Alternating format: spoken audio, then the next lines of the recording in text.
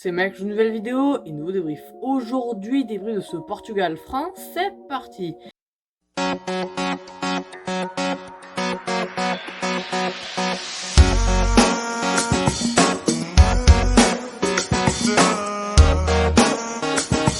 Et en effet, match qui se déroulait à Budapest, en Hongrie. D'ailleurs, petite anecdote marrante avant que la vidéo commence, les amis. 6 Français voulaient aller voir ce match donc entre la France et le Portugal à Budapest, en Hongrie, mais ils se sont finalement trompés. Ils ont confondu Bucarest, qui se situe en Roumanie, qui est la capitale de la Roumanie, et Budapest, qui est la capitale de la Hongrie, et c'est là où se déroulait le match. Mais du coup, ils sont allés à Bucarest. Bref, histoire complètement folle, marrante, publiée par El Chiringuito. Maintenant, on va passer directement aux compositions de ce match. Déjà, du côté du Portugal, on avait un 4-1-4-1 avec Rui Patricio dans les buts, Nelson Semedo en latéral droit, Rafael Guerreiro en latéral gauche, on avait Pepe et Ruben Dias pour les deux défenseurs centraux, Danilo Pereira en 6, on avait Diogo Jota en milieu gauche, Bernardo Silva en milieu droit, Moutinho et Sanchez qui a fait un match incroyable en milieu central, et Cristiano Ronaldo en buteur. Et du côté de l'équipe de France, on avait en fait un 4-2-3-1 qui parfois changeait quand la France était en attaque ou en défense. Bref, on avait Lloris dans les buts, Koundé en latéral droit, Lucas Hernandez en latéral gauche, Kimpembe Varane pour les deux défenseurs centraux, Pogba et Kanté pour les deux 6, Tolisso qui était plus en ailier droit, mais qui parfois venait aider le milieu Kanté et Pogba en milieu central, Griezmann en 10, Mbappé à gauche et Benzema en buteur. Voilà les amis pour les compositions de ce match. Maintenant pour les enjeux du match, pour les deux équipes, ils étaient clairs. Je pense que c'était gagné. Après, voilà, je pense que la France était légèrement favorite face au Portugal, puisque les compositions du match nous prouvent que la France a un bien meilleur effectif que le Portugal, même si le Portugal a un très bon effectif, hein. Je dis pas le contraire, mais voilà, quand on prend poste par poste, on se rend bien compte que la France est au-dessus des Portugais. Et pourtant, ce n'est pas vraiment ce qui s'est reflété au niveau du match, au niveau de la première période, qu'on va commencer directement à débriefer dans le contenu du match. Déjà, les amis, dans les 10 premières minutes de jeu, les gars, c'est assez équilibré, mais je trouve quand même que le Portugal est un peu plus fort. Bref, à un moment, les amis, action pour l'équipe de France vers la 15e minute de jeu, passe lumineuse de Paul Pogba sur Kylian Mbappé, Mbappé face à Rui Patricio, tremble finalement, et tire sur le goal de Wolverhampton, alors qu'il y avait clairement une occasion de but. Là, il était en face à face avec le gardien. Alors, peut-être qu'il y avait hors-jeu, peut-être qu'il n'y avait pas hors-jeu, mais moi, je trouve quand même que Pepe le couvrait. Du coup, voilà, on sait pas vraiment, mais du coup, voilà. Et là, les gars, on arrive à un tournant du match, en tout cas, ce qui aurait pu être un tournant du match, puisque Lloris met sur un coup franc, voilà, un coup franc anodin, un peu, peut-être pas anodin, mais voilà, qui ne c'était pas très grande attention. Lloris, on se dit, il va la prendre à la main, voilà, ou alors il va dégager le ballon avec son poing. Finalement, il met son poing, et même plus son coude, dans la gueule à Danilo Pereira. Alors évidemment, Danilo Pereira, d'ailleurs, les gars, Danilo Pereira, j'ai eu très peur pour lui au début, et je me suis, honnêtement, les gars, au début, les gars, je me suis pas du tout intéressé au penalty, je me suis inquiété à l'état de santé de Danilo Pereira parce que je croyais qu'il refaisait une Eriksen, les gars. Je vous le jure, il avait la tête comme ça, vraiment le regard totalement, voilà, dans l'air comme Eriksen. Après voilà, comme je me suis dit peut-être c'est un coup, peut-être du coup c'est un peu mieux tout ça. Finalement en plus il y avait les soigneurs qui sont arrivés à fond tout ça. Finalement ça va beaucoup mieux pour Danilo Pereira. Heureusement il a même pu rejouer après tout ça. Mais sur le moment les gars j'ai eu peur pour lui. Mais finalement il n'a rien. Par contre Lloris, pour moi les gars, si j'avais été l'arbitre, j'aurais mis rouge à Lloris. Parce que voilà, il met quand même un coup de la gueule. Alors même s'il fait pas exprès, c'est très maladroit tout ça. Pour moi les gars, on s'en sort très bien l'équipe de France de n'avoir que Lloris s'est pris que un jaune. Et du coup, voilà, péno totalement mérité évidemment pour le Portugal. Transformé par Cristiano Ronaldo. Péno pas bien tiré honnêtement. Mais voilà, Lloris, on sait que c'est pas un expert des pénaltys. Du coup, il pense du mauvais côté.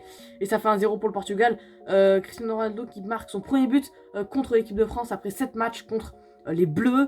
Du coup, voilà les amis, à un moment aussi, on va avoir une frappe de Moutinho quelques minutes après pour le Portugal. Mais qui passera juste à côté du but d'Hugo Lloris. Et les amis, un hold-up incroyable. L'équipe de France qui était surmenée, qui au milieu de terrain perdait cette bataille, qui faisait des erreurs, même Griezmann faisait des erreurs. Et quand on voit que Griezmann fait des erreurs, on se dit que vraiment ça va pas. Parce que Griezmann, normalement, c'est le mec, même quand ça va pas, on l'a vu notamment samedi face à la Hongrie, et ben il est encore là. Mais là, il commençait à faire des erreurs, il s'est pris un jaune, après contestation avec l'arbitre, tout ça. Donc voilà, ça commençait mal, évidemment les gars, hold-up total. Passe de Pogba en l'air. Petite faute de Semedo, les gars. Honnêtement, je sais pas du tout s'il y a faute. Parce qu'Mbappé, il a simulé pendant tout le match. Si j'avais été portugais, les gars, j'aurais insulté Mbappé de tous les noms. Parce que le nombre de fois qu'il a simulé, en plus l'action après le péno, le péno qui est transformé par Karim Benzema, enfin un but avec lui, après son retour des Bleus. Les gars, j'étais sûr que Benzema allait marquer aujourd'hui. J'étais persuadé que Benzema allait marquer aujourd'hui. Et c'est ce qui s'est passé. Donc je suis très content. Juste avant la mi-temps, le top total, un partout. Et quelques minutes après, les gars, Mbappé dans la surface tombe alors qu'il n'y a aucun contact. Bref, Mbappé a simulé pendant tout le match. Mais voilà, Mbappé nous offre un péno. On va dire que c'est l'expérience. Voilà, un péno très bien transformé par Karim Benzema, qui n'est pas non plus un penalty super bien tiré, mais qui a un penalty qui, voilà, il a pris à contre-pied le goal. Du coup, voilà, ça fait donc un partout entre les deux équipes. La France s'en sort très très bien lors de cette première mi-temps. Et les amis, en début de seconde période, incroyable. Incroyable les amis. L'actuel, je pense, en tout cas c'est mon avis, meilleur joueur du monde, marque le but du 2-1.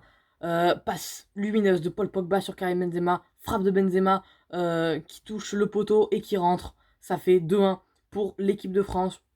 Incroyable, surréaliste, dès le retour des vestiaires, alors que la France était menée à la 45e minute de jeu, les gars, la France perdait 1-0. 45 plus 2, 1-1. 47, 2-1. Incroyable, les amis. C'est ça, les grands joueurs. C'est des joueurs qui, voilà, même quand son équipe est nulle, ben, le joueur arrive à te mettre des doublés, comme Karim Benzema a fait aujourd'hui. Voilà, en plus, voilà, Benzema marque une nouvelle fois, tout ça, tout ça. Quelques minutes après, pourtant, le Portugal va avoir une occasion sur un centre, tête de Cristiano Ronaldo, mais qui passera juste à côté du but d'Hugo Lloris. Quelques minutes après, les gars, péno pour le Portugal. Alors, là, c'est la polémique. Pourquoi? Parce que selon moi, il y a péno. Ok. Mais une nouvelle règle apparue en début de compétition de l'Euro. On s'en souvient notamment avec la main de Çelik à Turquie-Italie qui n'avait pas été sifflée.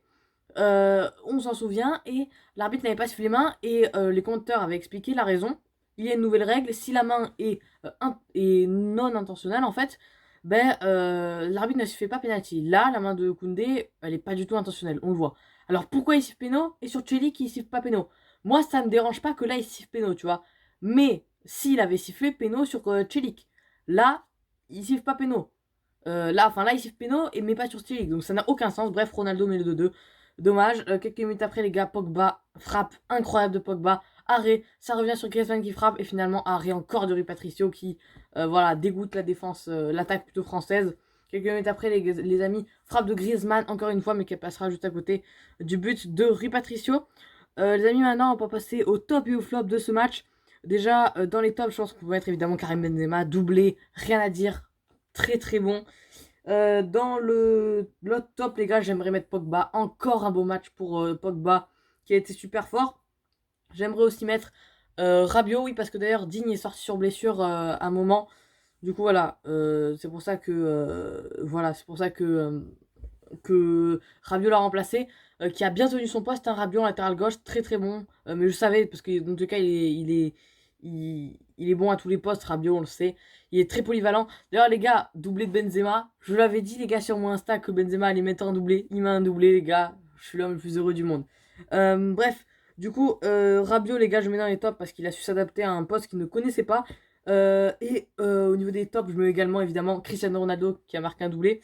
Mais aussi Renato Sanchez, que j'ai trouvé incroyable sur ce match. Et au niveau des flops, je vais mettre tout d'abord côté portugais, Diogo Jota, qu'on n'a pas du tout vu. Bernardo Silva également n'a pas été fou. Joe Moutinho a tout raté. Et du côté de la France, dans les flops, alors je pense que j'ai 3 flops, je pense. Je pense que j'ai tout d'abord Koundé. Pour moi, c'est le pire du match au niveau de l'équipe de France. Il a été trop nul. Pourtant, j'attendais beaucoup de lui et j'étais le premier à dire qu'il fallait mettre Koundé en latéral droit à la place de Pavard. Il a été mis, j'étais super content. Et finalement, il fait un match de merde. Je vais également mettre Lloris, voilà, parce qu'il nous concède un péno. En plus, il aurait mérité de prendre un rouge, voilà. Après, voilà, il l'a pas fait exprès. Mais c'est une erreur que tu dois pas faire. Et au niveau des flops, les gars, je vais également mettre Lucas Hernandez. Parce que voilà, normalement, il est très très bon tout ça.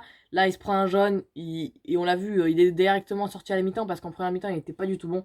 Du coup, voilà, bref, c'est la fin de cette vidéo. J'espère que vous aura plu. Et les gars, la seule chose que je vais vous dire, c'est salut.